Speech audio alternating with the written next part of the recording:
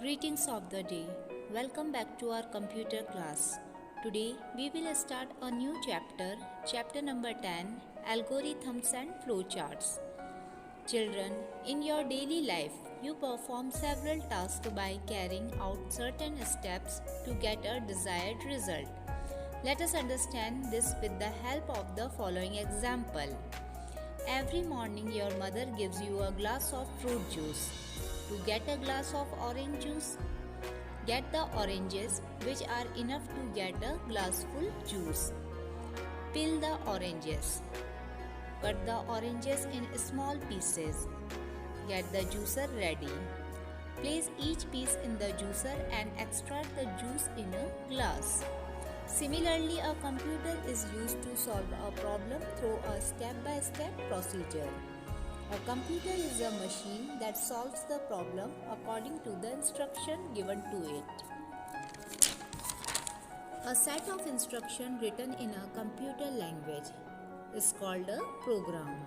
In a program, we use an algorithm, step-by-step procedure to solve a specific problem.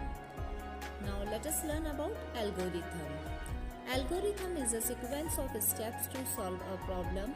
In other words, it is a set of instructions to perform a specific task or solve a problem. See the example of algorithm. To calculate the sum of three numbers, first we type start, then input three numbers x, y and z. Calculate the sum of three numbers x plus y plus z. Print the sum, stop. Flowchart. A flowchart is a graphical representation of steps of an algorithm. It is a set of different types of boxes and symbols that are connected with arrows or flow lines. Different types of boxes and symbols in a flowchart are start or stop box.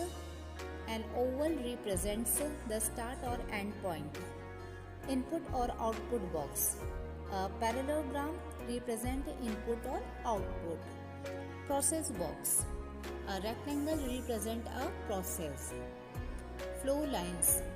The flow lines determine the flow through the chart, that is, they show the direction in which the program moves. Decision box. A decision or diamond box checks any condition in program, converting an algorithm into a flowchart. Let's have a look the following example to convert an algorithm into a flowchart. Calculate the sum of three numbers. Algorithm. Start. Input three numbers x, y and z.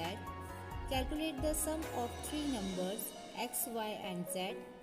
Print the sum, stop. Flowchart. Start. Input three numbers x, y, z. Sum is equal to x plus y plus z. Print sum, stop. Now see rules for drawing flowcharts. The direction of flow in a flowchart is either from top to bottom or from left to right. Arrowheads are used to indicate the direction of the flow of actions. A flowchart should have only one start and one stop box. Condition problem solving. Sometimes while solving a problem, the computer needs to check some condition.